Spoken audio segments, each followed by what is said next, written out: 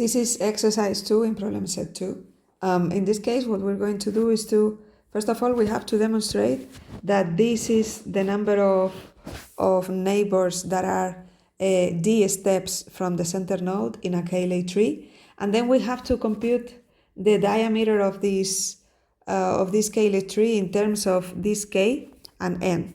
So what is a KLA tree? Well, there is a nice picture in the problem set, okay, but it's quite easy to understand. Basically, every node, it's a tree where every node has exactly a degree equal to k. So in this case, the degree is 3. Okay, this would be the central node.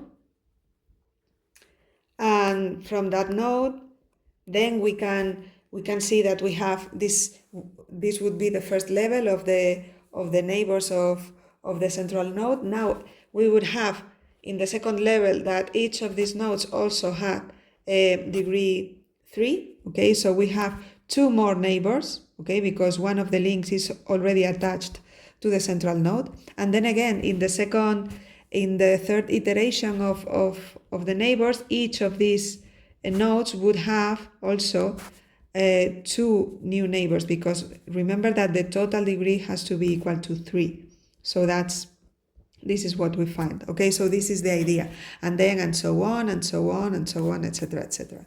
So this is the basic idea. Okay, so we have a central node with degree k, and then all the rest of the nodes had again degree k. This is different from a tree, an M-array tree, because on a tree what we have is that the central node, which is the root in this case, okay, the root has degree k, but then since all the children also have degree the same number of children, then all the children have degree k plus 1. So that's the idea. Okay, so here we have k plus 1, except for the leaves, which are the last nodes, okay, with no children, and those have degree equal to 1. So that's the main idea.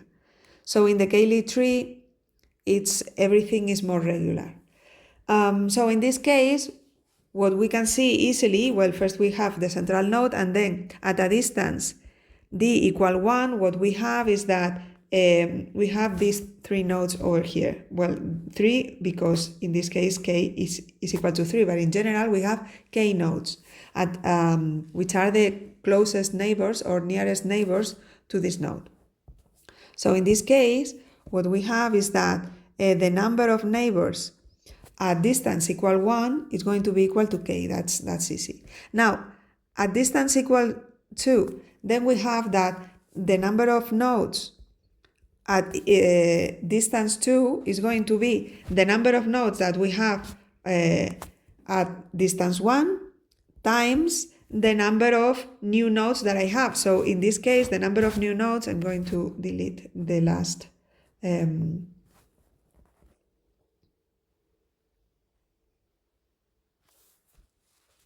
these 2. Okay, so these are the nodes that I'm interested in. So now the nodes that are at 2 steps from the central node are all these nodes, and you can see that we have 2 new nodes per node at distance 1. So in total, what we have is the number of nodes at distance 1 times k minus 1. Okay, so here I have to multiply this number by k minus 1. Okay, and this is equal to k times k minus 1.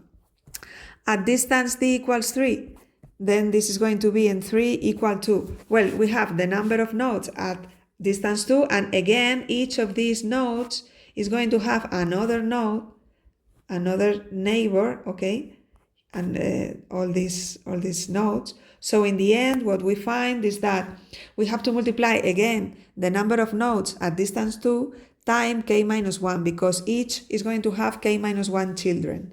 So this is the number that I obtained. So in the end, what we have is k times k minus 1 squared, and so on. So in the end, what we find is that for any the number of nodes at distance d is going to be equal to the number of nodes to distance at distance d minus 1 times k minus 1.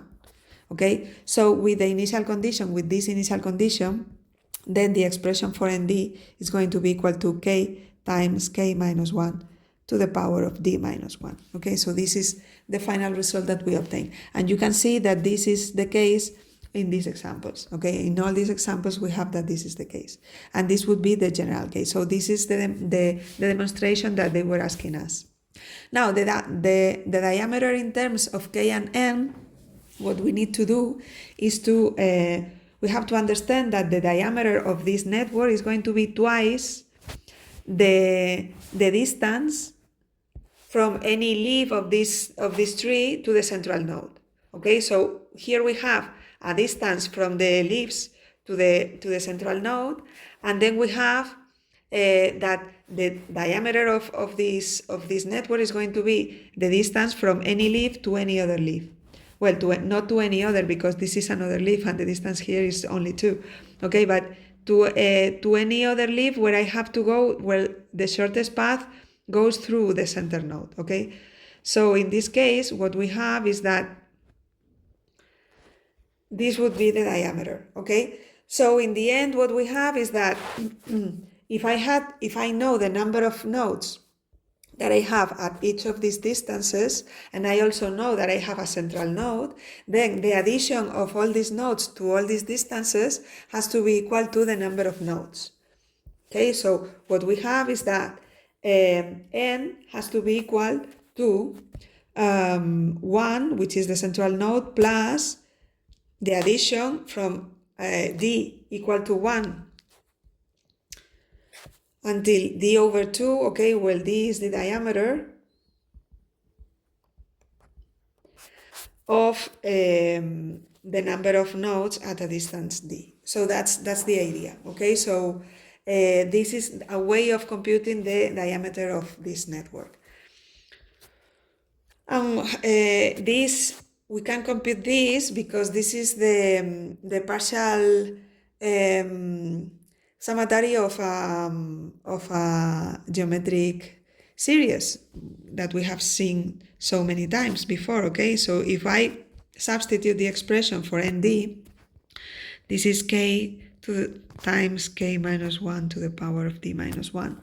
Okay, so now, since here I have a d minus 1 and I have a d equal to 1, then I can make a shift. Okay, so what I'm going to do is to compute this now from d equal to 0, or maybe I can change the index number, okay, so it doesn't matter, from I equal to 0 to d halves minus 1, because the last value of d here was d halves, so now the last value is going to be d halves minus 1 of k times k minus 1 to the power of I. Now this, I can take this number as a common factor, so this is 1 plus k times the summatory blah blah blah blah of k minus 1 to the power of I. And now I can substitute the expression of the geometric series. Remember, here what I'm going to use is an expression that we have used many times before, which is that the addition from I equal to 0 to n of what? Of a to the I is equal to a minus 1, a to the power of n plus 1 minus 1 divided by a minus 1. Okay, and you can also see this written the other way around. It doesn't matter, okay, because in the end I'm multiplying by minus 1 both in the numerator and the denominator. So you can see it like this when a is less than 1, and like this when a is greater than 1. In our case, a is going to be k minus 1, so usually it's greater than 1. So let's see what happens. What we have is that this is going to be equal to, remember that this is n, okay, and this is 1 plus k, and now this summatory, I can write it like this, using this expression. Instead of n, I have to write d halves minus 1, okay, so this is going, and instead of a, I have to write k minus 1. That's the idea, but the rest is exactly the same. So what we have is, this is going to be k minus 1 to the power of d halves minus 1, and here I have k minus 1 and also minus 1. So this is what we have in the end. And now I can try to find the halves in terms of the rest of the parameters, which is just n and k. Okay, so here we have everything in terms of n and k, so I can clear the value of the halves in terms of the rest. So when I do that, what I'm going to do first of all, I'm going to this one, I'm going to take it to the left side. So what I find is that n minus 1 is going to be equal to k over k minus 2 times k minus 1 to the power of the halves minus 1. Okay, this is the same. So now what I can do is this is multiplying this factor here, so I'm going to do the inverse of this factor. Okay, so in the end I'm going to write k minus 1 to the power of the halves minus 1 is going to be equal to k over k minus 2 times n minus 1. This minus 1, which is on the left, I can write it on the right side with a plus 1, and then I can only do the logarithms on both sides in order to obtain the value of the halves. So the halves is going to be equal to the logarithm of this part over here, okay, of this term, k over k minus 2 times n minus 1 plus 1. And then I have to divide this by the logarithm of k minus 1. And this would be, so in the end, I just have to multiply by 2 everything, and this is the expression that I obtained for the diameter. So this is the diameter of a Cayley tree.